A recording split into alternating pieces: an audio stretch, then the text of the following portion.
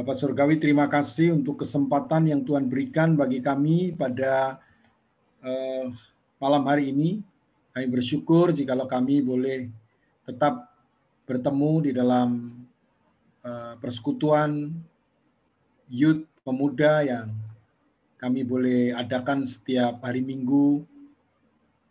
Kami mengucap syukur untuk segala kebaikan Tuhan, pertolongan Tuhan, dan biarlah kami pakai waktu yang singkat ini untuk kembali bersama-sama belajar, sharing dengan teman-teman kami, dengan saudara-saudara seiman kami, sehingga kami boleh mendapatkan manfaat, kami boleh mendapatkan sesuatu yang akan terus memperlengkapi setiap kehidupan kami menjadi anak Tuhan, menjadi saksi Tuhan di dalam setiap kehidupan kami. Terima kasih, kami mengucap syukur Bapak, dan berikan pertolongan bagi kami untuk kami dapat merenungkan kebenaran firman-Mu dengan baik, sehingga kebenaran firman-Mu ini benar-benar boleh menolong setiap kehidupan kami, sehingga kami dapat menjalani hari-hari kami dengan kekuatan yang datang dari Tuhan. Kami mengucap syukur, kami naikkan doa kami di dalam nama Tuhan Yesus Kristus.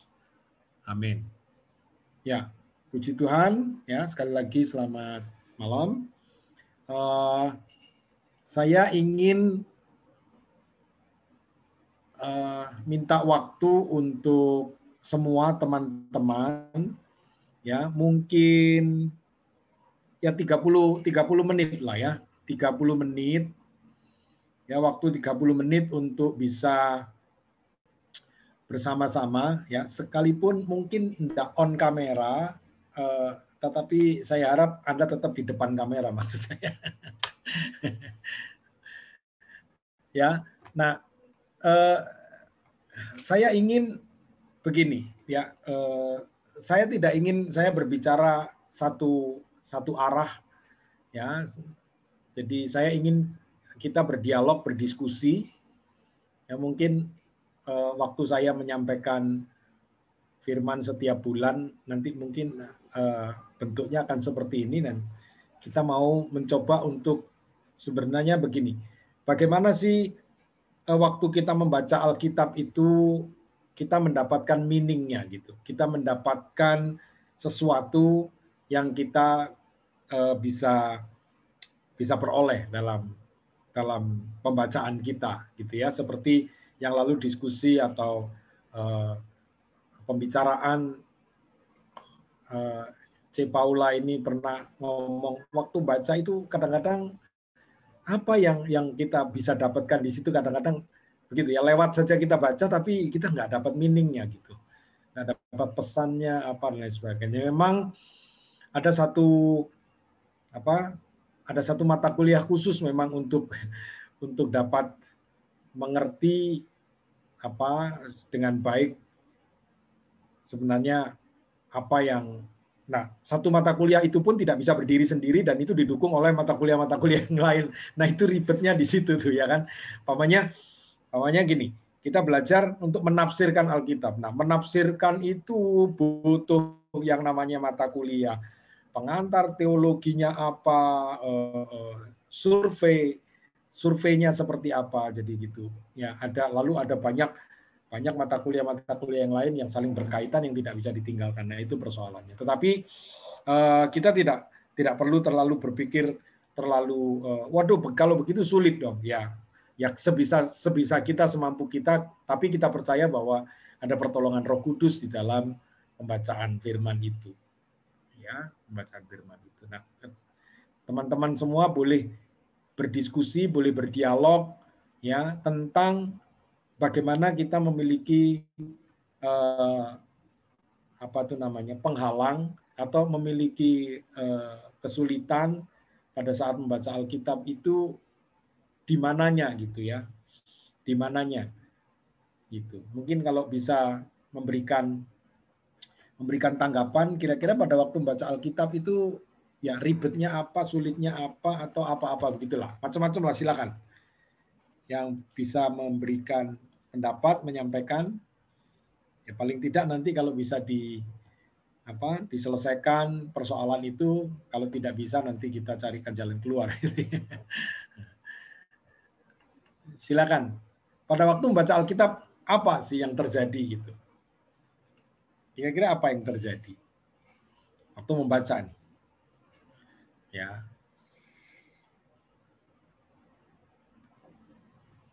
Halo. Atau Ya, justru kalau benar. mendapat ya. Sehubungan dengan bacaan kita, Pak, yang setiap hari itu loh.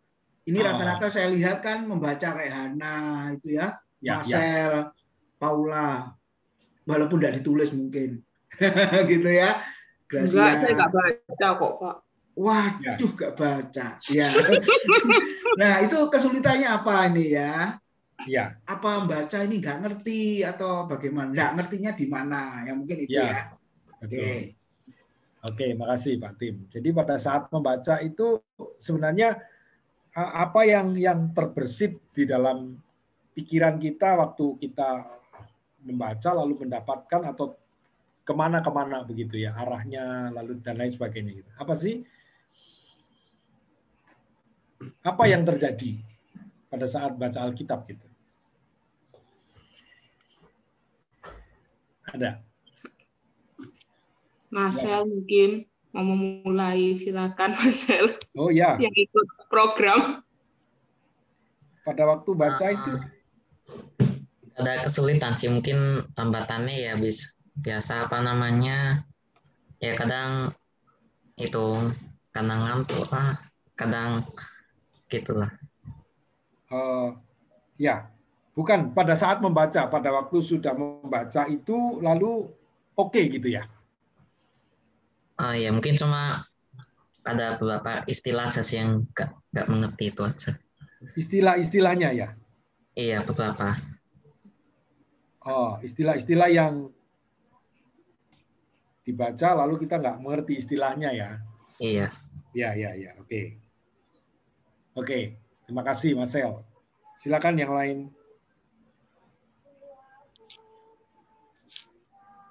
Rika, Mary mungkin ada. Ya, Hana,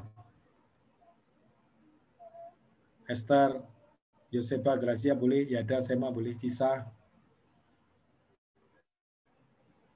Semua dong, boleh. Pada saat baca itu apa sih gitu yang terjadi? Selamat malam semuanya. Ya. Kalau aku sih, ya kayak apa ya, ya biasa aja. Tapi ya benar kata Mas tadi kayak ada kata yang sulit dicerna. Tapi buat bacanya sih lancar-lancar aja. Kadang itu ada kayak ayat yang bermakna ganda. Jadi kayak aku mikirnya ayat ini tuh seperti ini, tapi maksudnya maksudnya aslinya itu kayak beda lagi gitu loh. Paham nggak? Nggak tahu jelasinnya gimana. Agak putus asa lah. Oke, nggak apa-apa sih, nggak apa-apa. Ya, oke. Gitu aja Rika. Mary, Nagata, Hana boleh? Ayo.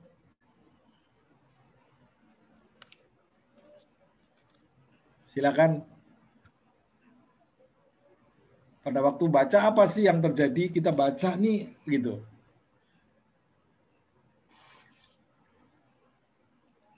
Kalau saya ya Pak ya, mungkin seperti Marcel itu ya. Itu Ya. juga kadang-kadang memang istilah itu memang ganggu. Maksudnya bukan ganggu, maksudnya enggak. Bahasanya itu kan agak kuno ya Pak ya. Kadang-kadang Ya. kadang-kadang mungkin bukan istilah, tapi bahasa itu juga kadang bingung. Misalnya kayak apa ya? Kayak apa ya? Di perjanjian baru itu juga ada. Tapi kadang saya nanya itu sebenarnya barang apa ya yang dimaksud? Oh iya. Kan kayak kurang nggak pernah dipakai kan istilah Ya. yang dipakai itu. Ya. Terus juga kalau kadang-kadang tuh ya kan karena nggak, kalau yang kayak perjanjian lama itu kan mungkin kayak nggak ditulis dengan detail gitu kan persisnya kejadiannya A I U E O, hubungan di antara mereka itu apa. Cuman kadang-kadang ya bisa. Jadi tapi itu juga ada sisi serunya sih. Jadi waktu baca itu kadang-kadang ya itu serunya jadi kayak kayak cerita. Jadi kita lihat dari sana, oh ini berarti punya kepentingan pribadi. Oh ini berarti di sini ada gini. Ya itu ada si serunya. Tapi kadang itu kalau ada waktu. Tapi kalau misalnya bacanya kepepet waktunya, dia jadi ini kayak baca kan cuman gitu aja kan nggak sempat mikir sampai sedalam itu. Iya betul. Kalau saya sih gitu. Soalnya ya apalagi misalkan kadang-kadang terus diulang-ulang itu Pak. Kan kadang-kadang bosan Pak. Iya. Oke. Ya, thank you. Yang lain ada? Masih ada?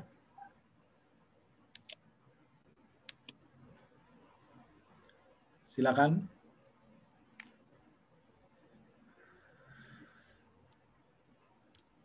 Ada? Nggak ada. Jangan takut teman-teman.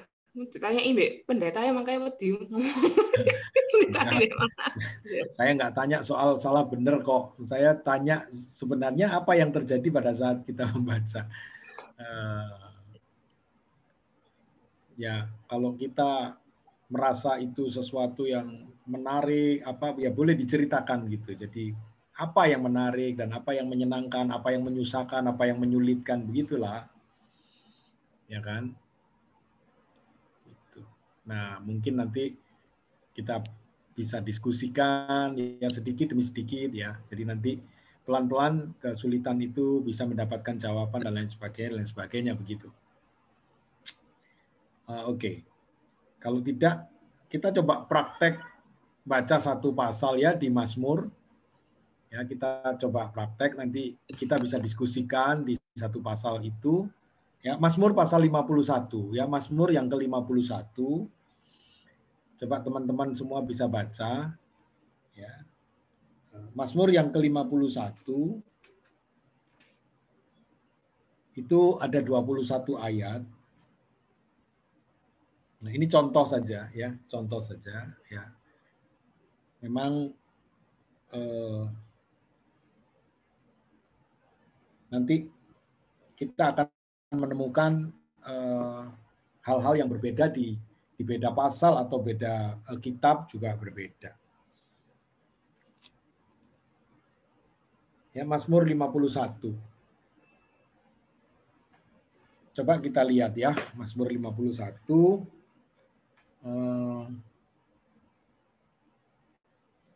Coba saya bukakan di bagian.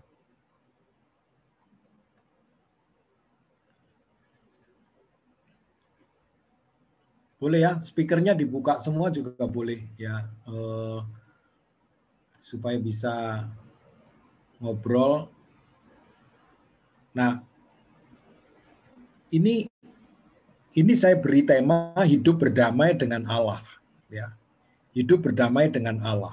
Nah, sebenarnya tema ini bukan tema yang baku.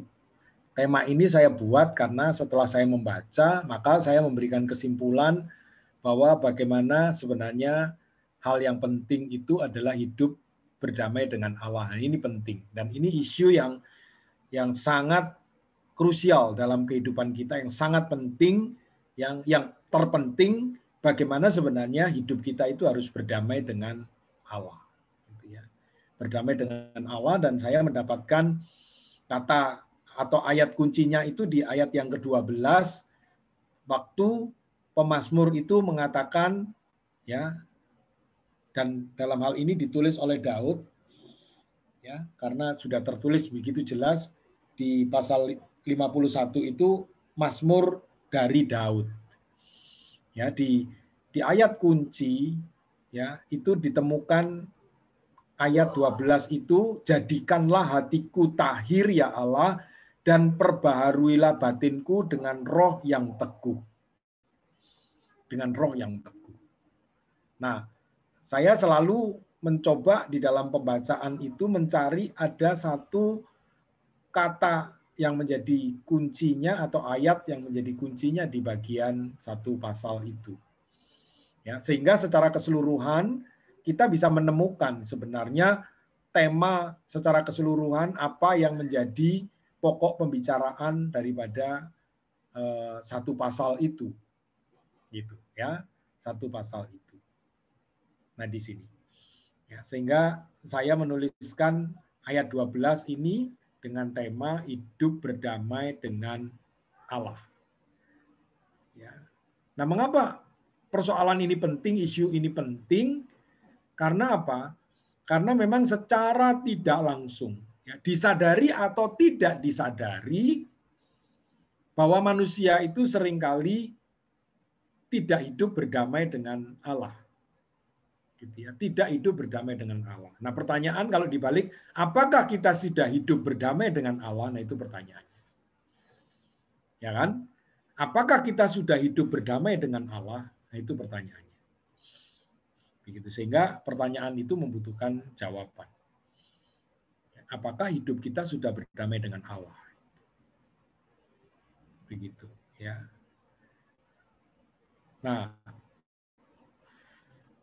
kemudian kalau kita membaca di ayat-ayat yang ada di situ, nah dari ayat yang pertama sampai ayat yang kedua, ya, ayat yang pertama sampai ayat yang kedua, itu adalah bagaimana kita melihat latar belakang, ya, yang melatar belakangi Mazmur itu ditulis, gitu ya. Jadi begini, setiap peristiwa yang ditulis itu pasti punya latar belakang, ya, punya latar belakang, ya. Orang itu ketawa harus ada latar belakangnya. Kenapa kamu ketawa, gitu kan?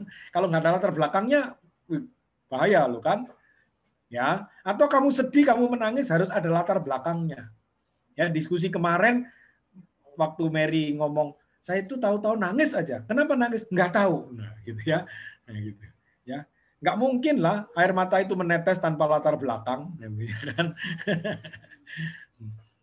Gitu. Nah, maka kita mesti pahami. Nah, latar belakang ini penting. Ya, latar belakang ini penting. Jadi tanpa mengetahui latar belakang, kita sulit untuk memahami apa yang terjadi dalam tulisan-tulisan yang disampaikan di situ. Begitu. Ya, jadi ini latar belakang yang terjadi. Latar belakangnya apa? Ketika Nabi Nathan datang kepadanya setelah ia menghampiri Betseba. Nah, kalau kita tidak membaca latar belakang, apa itu menghampiri Betseba? Kita juga nggak ngerti masalahnya. Gitu. Ya kan? Nah, apa yang terjadi setelah ia menghampiri Betseba? Nah, itu apa yang terjadi? Nah, maka Alkitab itu harus dibaca berurutan. Kenapa berurutan? Karena ada peristiwa-peristiwa yang mendahului yang akan menjadi latar belakang. Nah, hampir semua Mazmur itu ditulis dengan latar belakang yang sebelumnya gitu. Nah, itu jadi cara memahaminya seperti itu. Ya, jadi tadi Paula bilang ya seru sih kayak cerita gitu. Tapi kalau cerita sebelumnya enggak dipahami, repot tuh. Ya kan? Kalau kalian nonton sinetron kepotong gitu. Kepotong. Kemarin enggak nonton, hari ini nonton. Wah, itu ngeresek. Ini kenapa jadi begini? Kenapa dia begitu? Kenapa dia begini? Kenapa dia begitu gitu. Nanya terus kenapa? Karena kita enggak tahu latar belakang sebelumnya gitu. Ya, nah banyak orang menjadi seperti itu karena sebenarnya mengabaikan latar belakang yang terjadi. Gitu. Oke, sampai di sini ada yang mau didiskusikan? Silakan.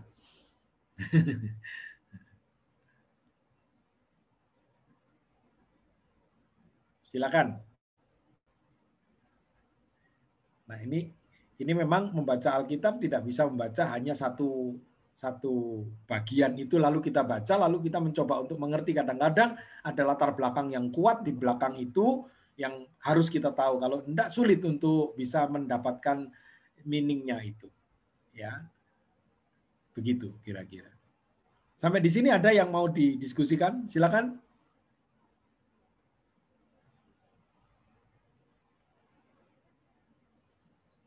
Nah, saya juga harapkan di anak-anak pemuda ini juga bisa ambil bagian untuk bisa menceritakan pembacaan itu dalam 3 menit itu ya. Dalam 3 menit itu. Ya, jadi waktu kita membaca kan gini, membaca 3 pasal, diceritakan dalam 3 menit. Rasanya sih terlalu banyak. Ya, terlalu banyak. Kadang-kadang satu ayat saja bisa diceritakan dalam waktu 3 menit itu nggak sulit. Ya, kita hanya menceritakan latar belakang, apa yang terjadi. Setelah kita tahu rangkaian cerita, kita mencoba menceritakannya dengan apa yang berkenaan dengan ayat-ayat yang ditulis. Itu selesai sebenarnya. Ya. Sebenarnya kalau ya nanti coba Pak Tim ini anak-anak pemuda ini supaya bisa ambil bagian. Sebenarnya tidak sulit kan, gitu ya. Ini kan kita menceritakan sesuatu yang kita nikmati kita baca, gitu. Ya, sebenarnya begitu sih. Tidak harus seorang pendeta yang harus menerjemahkan ayat itu seperti apa, tapi dari pembacaan kita lalu kita mendapatkan sesuatu, nah itu berkat yang bisa kita ceritakan ulang. Ya, kita mencoba membiasakan itu, ya itu nggak susah, ya nggak susah. Apalagi dengan akses yang begitu banyak untuk mengerti itu nggak sulit. Ya. Nah sekali lagi latar belakang ini kadang-kadang ada yang nggak ditulis latar belakangnya, ya. Kadang-kadang Mazmur itu ditulis langsung masuk saja begitu. Ya, tetapi ini ada latar belakang yang disampaikan. Ya, jadi ketika pada waktu apa pasal ini ditulis ketika Nabi Nathan datang kepadanya setelah ia menghampiri Batseba. Nah, maka pada waktu ia menghampiri Batseba kita tahu masalah apa yang terjadi di sana, gitu ya. Mungkin ini cerita yang juga cukup populer. Ya, bagaimana Daud menghampiri Batseba yang adalah istri dari panglimanya atau tentaranya, ya, yang bernama Uria. Itu lalu kemudian Daud itu apa itu namanya? Apa itu? Saya ngertinya dalam bahasa Inggris itu kepencut itu loh saudara-saudara ya. Bahasa Indonesianya saya nggak terlalu paham sih ya. Jadi dia kepencut sama Batseba itu. Apa? Cisa apa kepencut?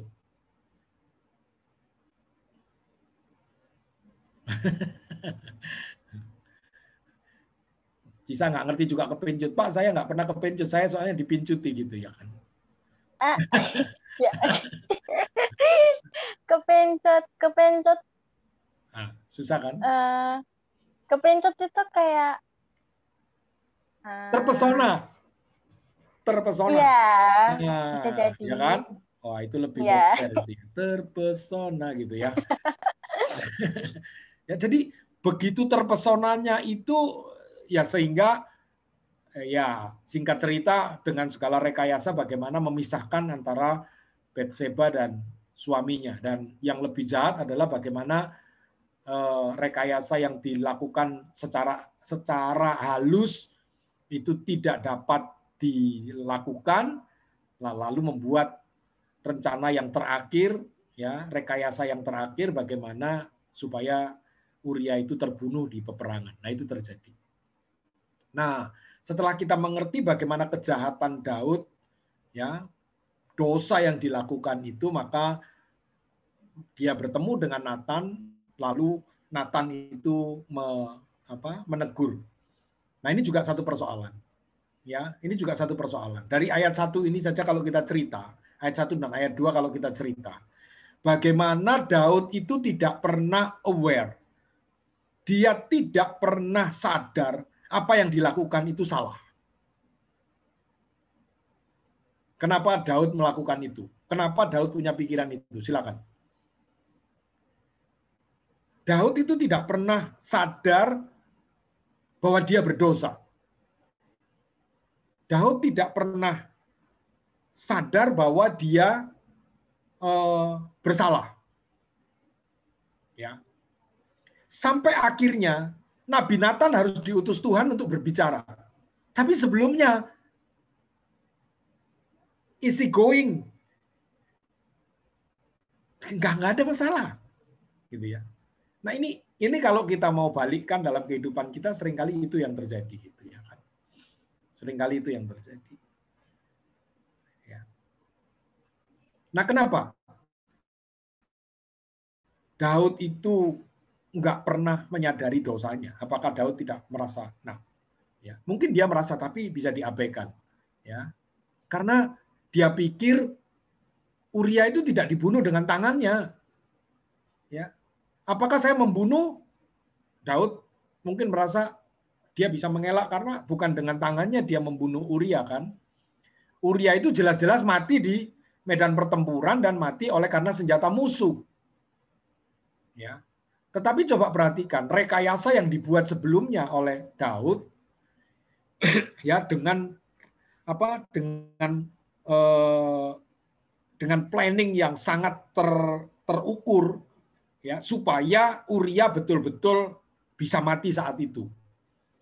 Nah, itu kalau sekarang itu justru otak dari pembunuhan itu sebenarnya ya, itu kalau ketahuan itu bisa lebih berat hukumannya gitu ya. Ya. Tapi nggak ada yang tahu ya. Yang diperintahkan untuk strategi itu juga nggak menyadari bahwa supaya Uria terbunuh. Gitu. Ya kalau sudah terbunuh biasalah. Ya kalau raja punya mau apapun ya sudah, bahkan nyawa pun bisa dibeli gitu ya dengan cara apapun, namanya raja.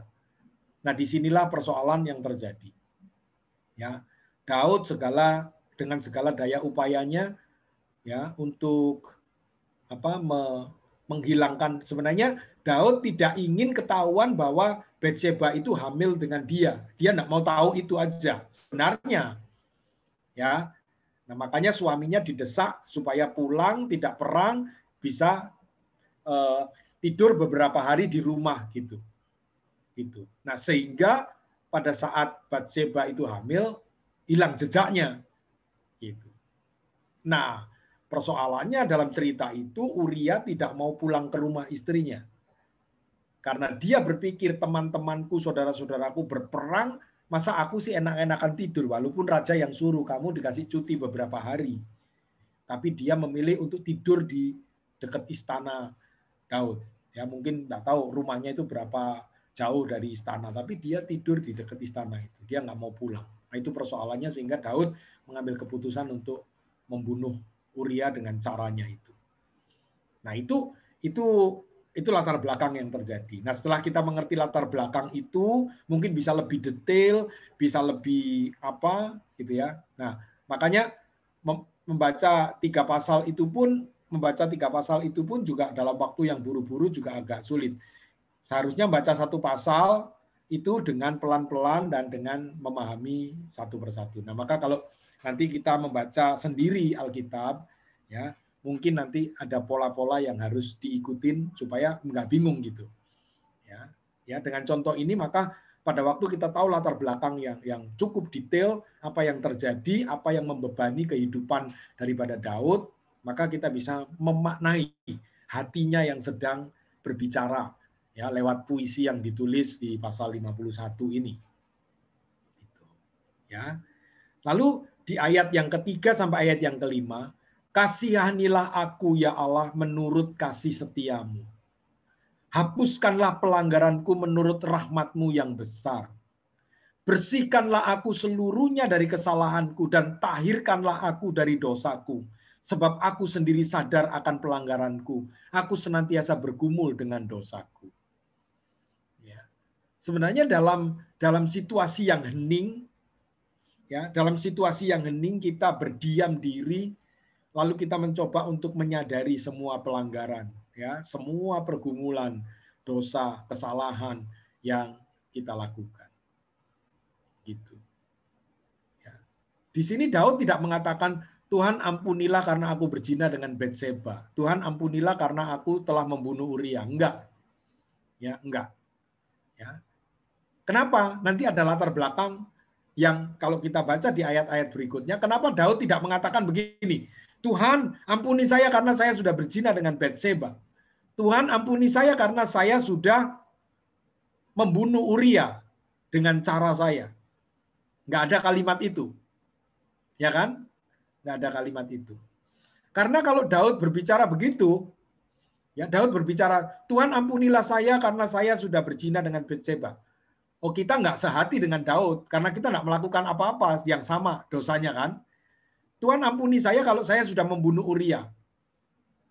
Oh, kita nggak membunuh Uria, kita nggak pernah punya rancangan untuk membunuh orang. Berarti ya biar aja Daud berbicara sendiri karena ini bukan hati saya, bukan keberadaan saya. Tapi Daud mencoba untuk memberikan satu kalimat di dalam puisinya ini, bersihkanlah seluruh kesalahanku, seluruh pelanggaranku, hapuskanlah, tahirkanlah aku dari dosaku. Ya. Aku bergumul dengan dosaku. Aku sadar akan pelanggaranku. Nah, kalimat ini mewakili kita enggak? Siapa yang enggak pernah berdosa? Siapa yang enggak bikin pelanggaran? Siapa yang hidupnya kudus? Ya, artinya tahir, suci. Siapa yang enggak bergumul dengan kesalahan, pelanggaran, dan dosa? Siapa? Ya. Nah, maka pemazmur ini memberikan tempat bagi kita untuk kita juga dapat berseru dengan kalimat yang sama. Kasihanilah aku ya Allah menurut kasih setiamu. Apa? Hapuskanlah pelanggaranku menurut rahmatmu yang besar.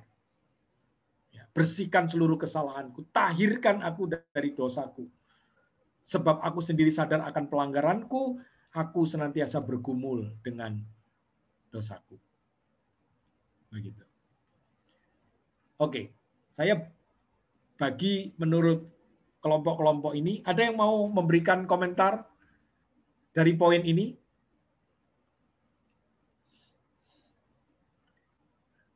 Silakan. Ada yang mau memberi komentar? Yuk, kita diskusi, nggak apa-apa.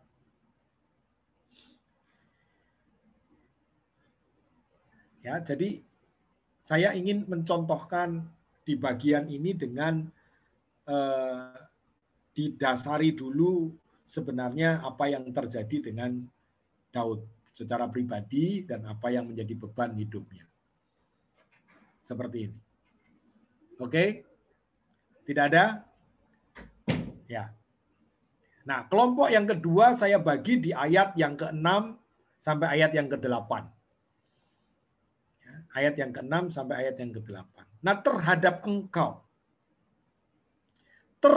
engkau sajalah aku telah berdosa dan melakukan apa yang kau anggap jahat. Supaya ternyata engkau adil dalam putusanmu, bersih dalam penghukumanmu. Sesungguhnya dalam kesalahan aku diperanakkan, dalam dosa aku dikandung ibuku. Sesungguhnya engkau berkenan akan kebenaran dalam batin, dan dengan diam-diam engkau memberitahukan hikmat. Apa yang kita baca di sini? Apa yang kita bisa pahami di sini? Ada yang beri masukan? Silakan. Dari ayat ini apa yang kita dapatkan? Ayo.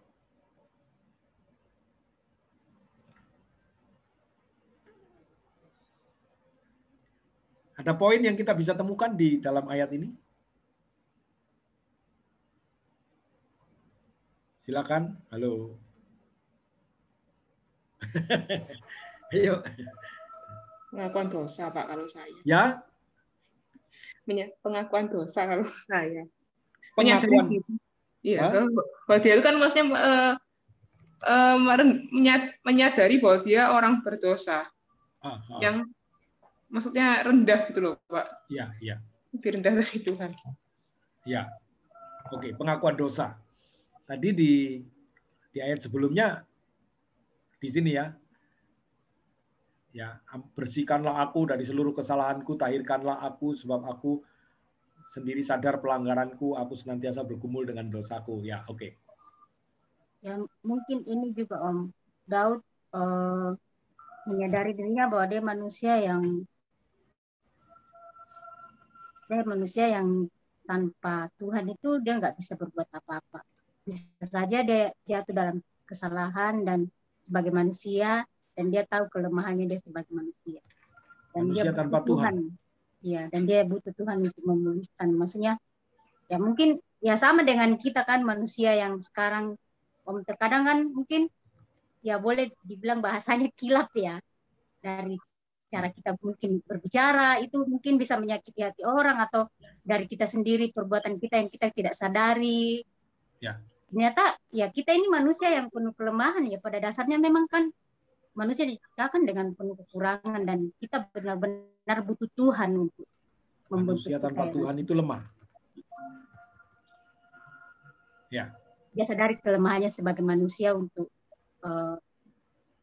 dalam perbuatan-perbuatannya, dan dengan cara itu dia minta ampun, dia minta pengampunan daripada Tuhan.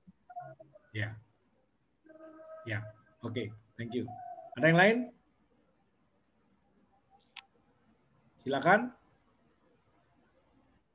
penasaran sama Yoseba. Si sang penulis dan pembaca, avid reader Silakan. and writer, tingkat bahasanya tinggi. Yoseba, bagaimana menurutmu? Ada Yoseba?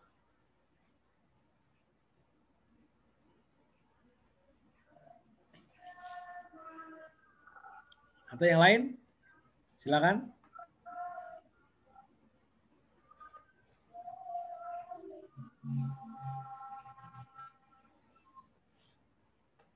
Ya. Ya, jadi ada yang lain, silakan.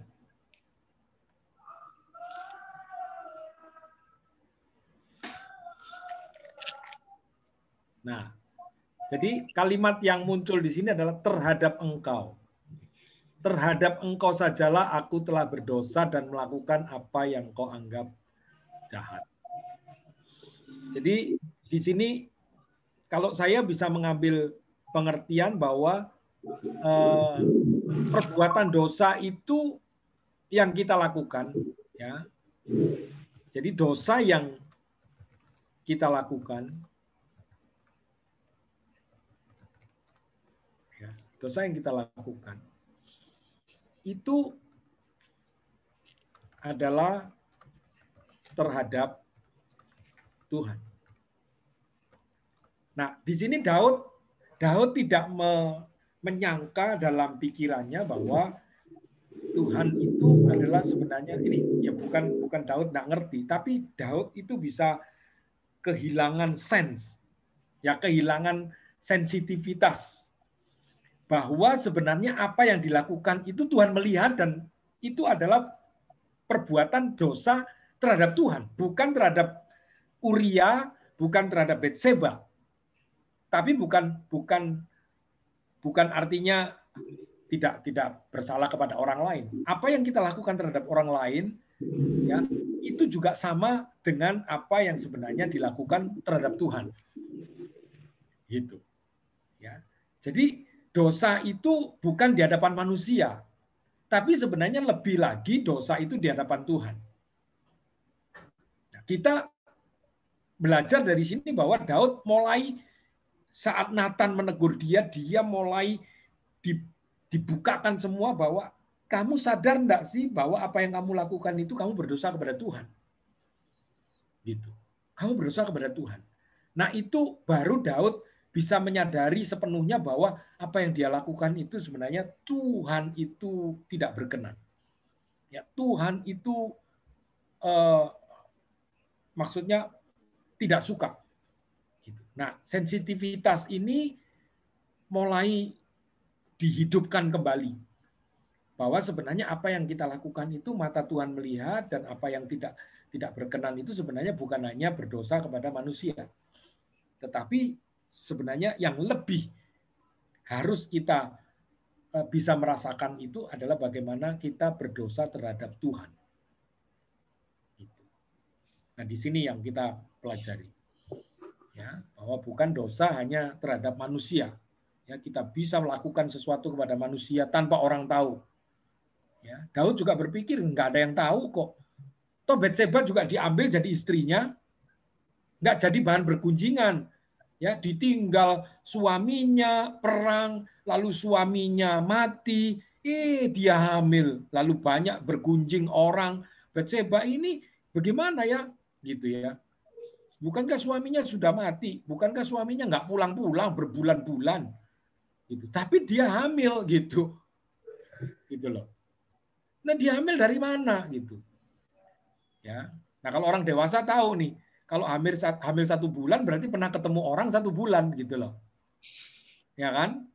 Kan gitu. Nah, ini suaminya pulang 3 bulan nggak pulang aja, hamil 1 bulan itu juga harus tanda tanya kan gitu. Wah, itu bisa repot. Makanya Daud mencoba menutupi dengan segala daya upaya, ya, lalu diambillah dia menjadi istrinya karena itu raja, boleh-boleh saja sah, ya toh. Dengan image apa? Dengan image, oh Daud ini baik ya, istrinya panglimanya itu mati, ya kasihan. Maka diambil menjadi istri sebagai bentuk penghargaan kepada pengabdian Uria orang Het. Uria itu bukan orang Yahudi, tapi dia orang Het. Sebagai penghargaan maka istrinya itu akhirnya dijamin hidupnya gitu, dengan dijadikan istri. Wah, sudah tutup semua. Nggak ada aib yang kelihatan. Ya, tapi dengan teguran Nabi Nathan mulai Daud sensitivitasnya hidup kembali. Iya, aku bisa tutupi semua dosaku, tapi aku sudah bersalah kepada Tuhan. Ya, maka kita belajar dari sini juga. Apapun bisa kita tutupi dalam hidup kita, ya. Tapi dengan membaca ini, sensitivitas kita bisa dihidupkan kembali.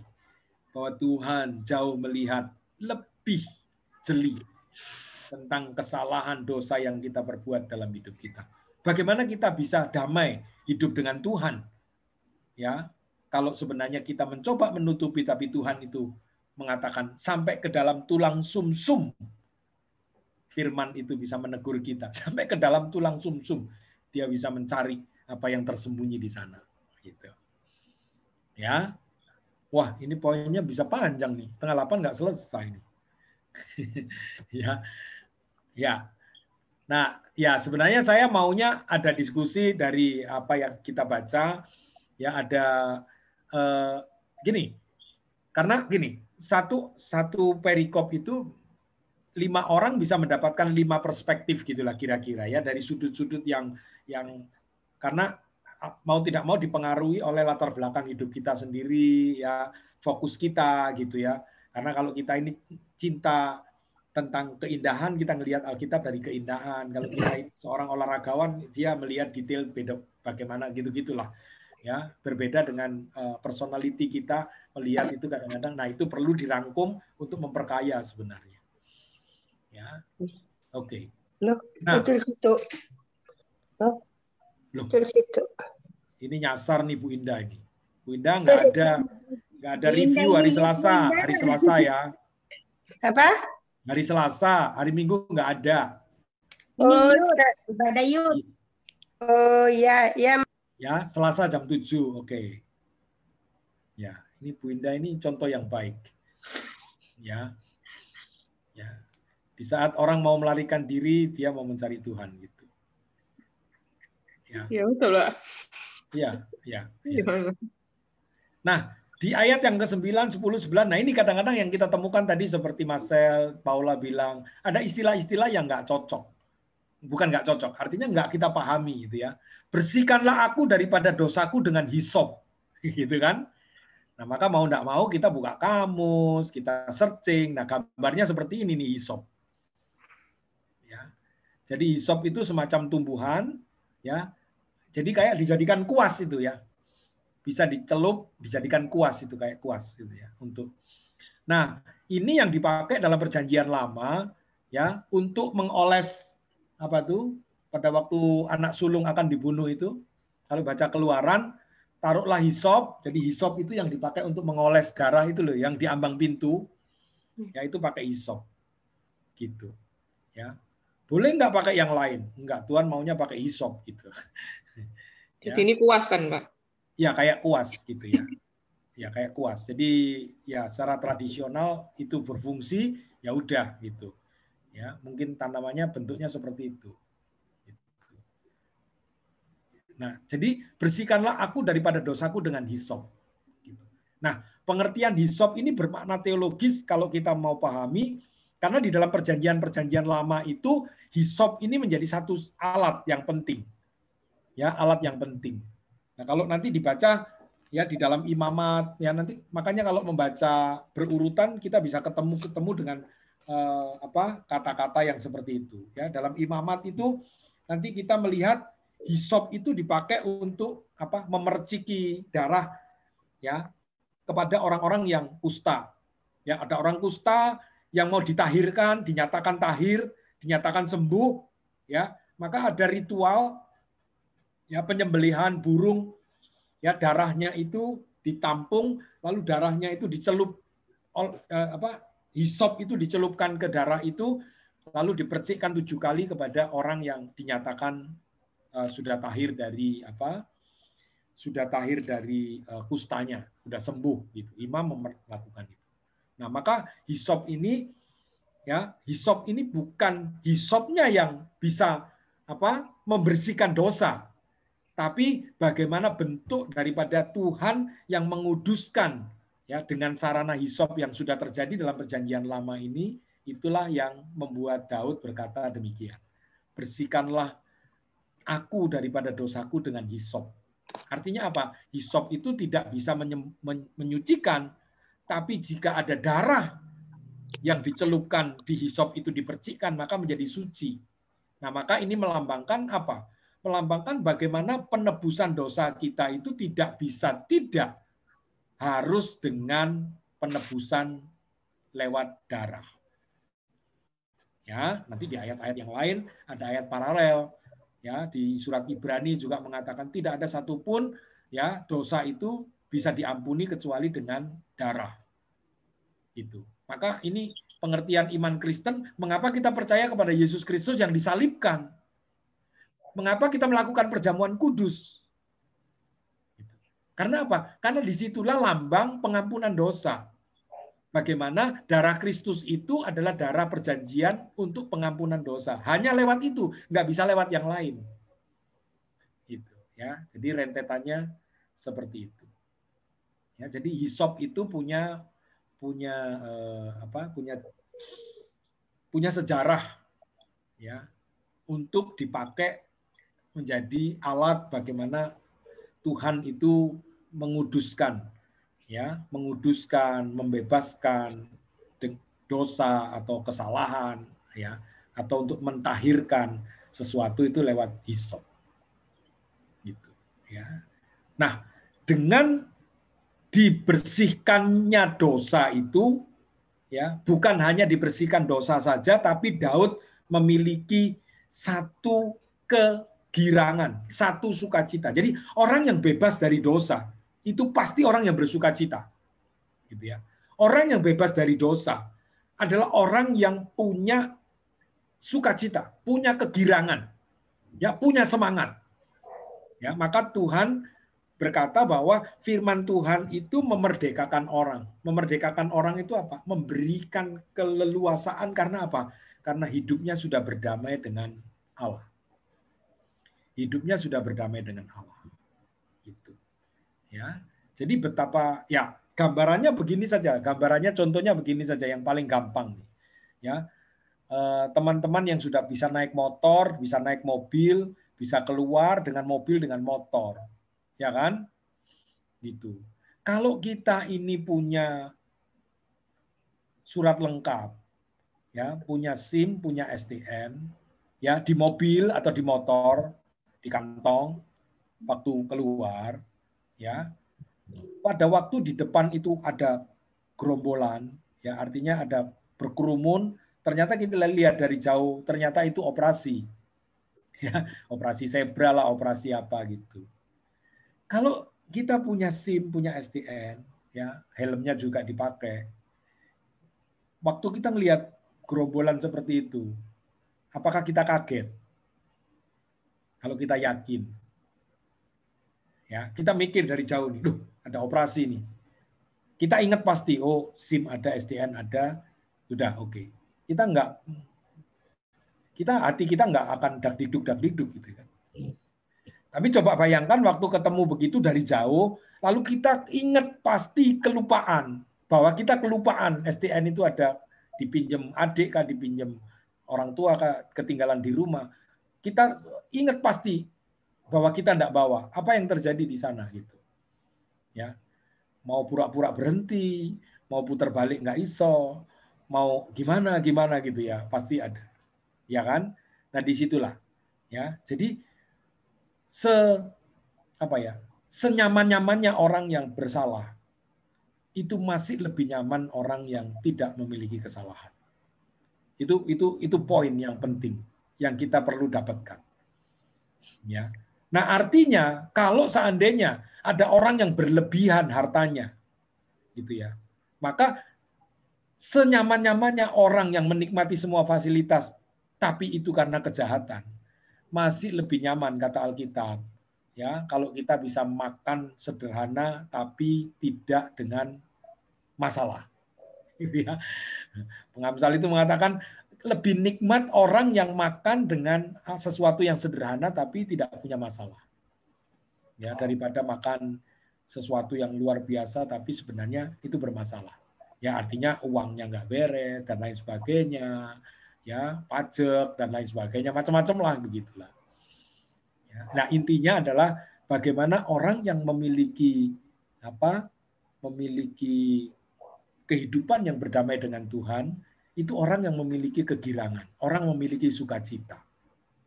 Itu. Maka dari sini kita belajar apa? Dari sini kita belajar apa?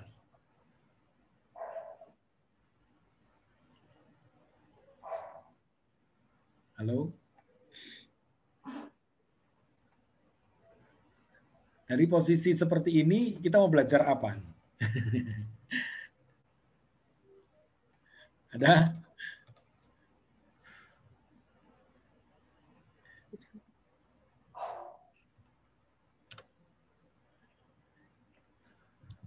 Kesalahan mau diapain kesalahan?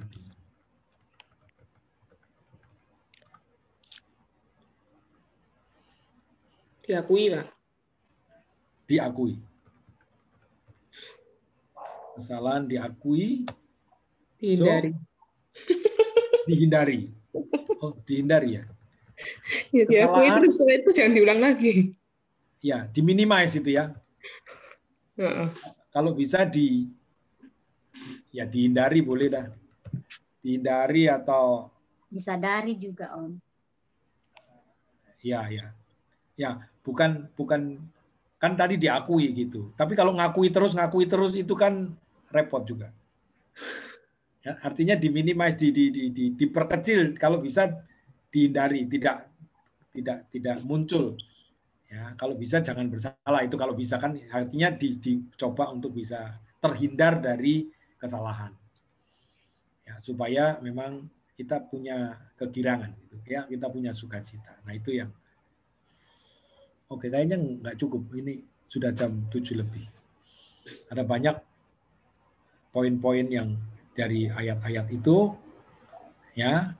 Nah, tapi kalau kita melihat satu kesimpulan, ya, apa yang kita dapatkan, kita pelajari, yang kata-kata kuat dari Daud dalam Mazmur 51 ini, ya, tadi pengakuan dosa dan pertobatan adalah unsur yang penting di dalam Tuhan. Ya, pengakuan dan pertobatan itu. Ya, mengakui saja enggak bertobat ya repot. Ya, artinya mencoba untuk merubah. Ya. Lalu kita harus merasakan beratnya dosa kita. Ya, kadang-kadang dosa itu tidak dirasakan sebagai satu beban. Ya, nah, ini lama-lama kita enggak sense. Ya, kita anggap enggak punya masalah seperti Daud sebelum ketemu Nathan, dia enggak merasa bahwa dia punya sesuatu yang berat. Tapi satu saat pasti itu akan membuat ya kita bisa terbebani oleh dosa yang begitu banyak. Ya, makanya kita harus hidup berdamai dengan Allah. Ya. Nah, yang ketiga kita harus bersukacita dengan pengampunan yang kita peroleh. Ya, makanya kita harus terus-menerus untuk dapat memohon pengakuan dosa ini, hidup terus-menerus meminta ampun kepada Tuhan. Ya, sekecil apapun kita datang kepada Tuhan, kita minta pertolongan Tuhan, minta pemulihan dari Tuhan dan sebagainya. Nah, ya, dari situ ya kita bisa membaca satu pasal, kita bisa memaknai bagian-bagian ya seperti yang dialami Daud, tetapi ada bagian yang bisa kita alami ya seperti yang pernah dialami oleh Daud. Ya. Oke, mungkin sampai di situ.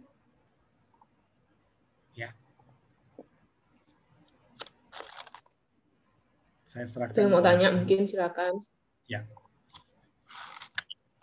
Monggo guys, monggo.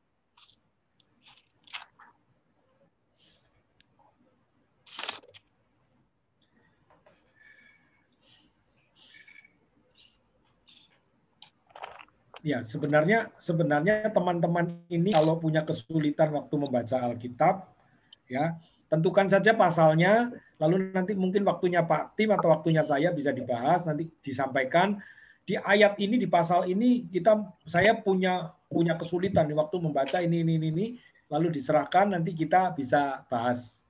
gitu ya, kita bisa bahas. Jadi paling tidak gitu, kita bisa mengerti kenapa gitu ya. Nanti saya atau Pak Tim bisa jelasin bagaimana sih memahami itu, kenapa kita begitu sulit. Nah, tadi yang disampaikan Paula itu ada istilah-istilah yang nggak pas, nggak sama dengan konteks kita. Karena apa? Karena kita dengan Alkitab itu beda zaman terlalu jauh. Ya kan? Beda zaman terlalu jauh, secara geografis juga beda, alamnya juga beda, ya, dan semuanya beda gitu ya. Mereka menulis di daerah Timur Tengah sana, di wilayah Palestina dengan kondisi alam dan lain sebagainya. Kita ada di Indonesia dengan alam yang berbeda secara geografis dan zaman yang juga sudah berbeda. Maka kita tidak menemukan hal-hal yang disampaikan itu karena mungkin selain memang beda tempatnya, juga hal-hal yang disampaikan itu bisa punah. Ya, di Perjanjian Baru itu kota Kolose di mana, kota Galatia di mana, sekarang kita cari dan lain sebagainya. Nggak ketemu. Ya, nggak ketemu karena sudah berubah semua. Gitu. Ya. Oke. Itu Pak, kalau misalnya seperti yang kalau Pak Bambang sampaikan ya, kan maksudnya kan mendapatkan makna di dalam membaca kitab langsung keluar gitu ya. Tapi kan ya itu kan tuh kayak perlu waktu lama ya. Internet sekarang enaknya sih masih bisa di search keywordnya gitu misalnya nggak ngerti. Cuman maksudnya tetap ya perlu waktu yang panjang dan yang tenang. Nah kayak tadi buka Mazmur 51. Terus di Alkitab saya sebenarnya Mazmur 54 kan. Terus muncul nyanyi pengajaran Daud ketika orang Sifi datang mengatakan kepada Saul, Daud bersembunyi pada kami. Lah orang Sifi ki sapa? Apa kok diceritakan di sini? Kenapa harus disebut? Iki lah bingung. Loh, maksudnya emang kalau kita baca dilewati ya nggak apa. Tapi kalau kita ngerti ini kan dia baru masuk kan artinya ceritanya. Gitu-gitu loh Pak. Tapi kan nggak mari-mari Pak lagi gitu. Oh iya, saya kira gini, baca Alkitab nggak harus selesai. Kita nggak perlu ngejar selesainya, nggak ada gunanya. Dalam arti gini loh, saya itu setahun menghabiskan 3 kali baca Alkitab gitu. Buat kita ya surprise sih. Wih, 1 tahun habiskan 3 kali baca Alkitab gitu ya. Oke sih. Tapi di balik itu apakah ada punya pengertian yang lebih baik gitu. Itu sebenarnya ya. Jadi menurut saya sih baca Alkitab, kan kita punya program ini kan baca 3 pasal saja. Supaya apa sih? Supaya menggairahkan kita untuk kita punya tanggung jawab harus membaca, ya paling tidak harus membaca dulu gitu. Nah mengertinya itu nanti pelan-pelan bisa dengan berbagai macam cara lah. Paling tidak di trigger untuk bisa punya ya keinginan untuk membaca. Tapi saya mengatakan tidak harus cepat-cepat selesai gitu. Tidak harus cepat-cepat selesai gitu. Lebih baik justru kadang-kadang tidak 1 pasal bisa selesai kita baca. Kita hanya berhenti pada 2 ayat itu saja, diupek-upek nggak selesai. Bisa jadi begitu. Karena apa? Karena keterbatasan kita untuk memahami tadi itu. Ya. Memahami itu. Jadi latar belakangnya apa sih sebenarnya di balik itu terjadi sebelumnya gitu. Nah, kalau bisa baca itu kita cari begitu. Kita ya lebih baik kita mengerti di situ daripada kita baca lewat saja gitu. Nggak ada gunanya sebenarnya. Sebenarnya nggak ada gunanya. Tapi masih lebih berguna kalau mau membaca daripada tidak membaca juga gitu. Kan gitu kan. Biasanya awalnya baca tuh pasal-pasalnya itu nggak ikut yang balap itu Pak. Banyakan Pak. Dan baca satu perikop apa satu pasal tuh kalau sama tafsirannya Masya Allah tafsirannya panjang. Iya. Tapi memang dia per kalimat dapatnya tuh banyak. Nah, itu lama-lama kan ketinggalan toh, Pak. Itu ya harus ngajar setoran. Terus selama ngajar setoran, terus kesusu. Iya, apa ceritanya? Oh my God. Nggak apa-apa sih. Sebenarnya gini, kalau yang ikut program itu kan hanya kita ikut membaca saja, ikut supaya menyemangati orang lain juga ikut baca kan. Kalau semakin banyak orang kan, waduh semangat gitu loh. Ya kan? Hanya begitu sih. Buat jemaat juga bisa bersemangat, waduh baca gitu ya. Saya tidak mengatakan yang baca itu nggak ngerti juga, enggak sih. Gitu. Tapi ada momen yang kita siapkan, waktu yang kita siapkan untuk pelan-pelan memahami tadi itu dengan segala hal-hal yang detail. Jadi kita bisa. Itu kan beda lagi. Jadi bacaan kita itu kan bukan hanya yang balap itu kan. Itu kalau kita masih punya waktu. Ada baca 1-2 ayat yang memang betul-betul bisa bermakna dan bisa memberkati kita, itu kan jauh lebih baik gitu kan. Terus saya baca-baca ya kadang-kadang tambah bingung, Pak.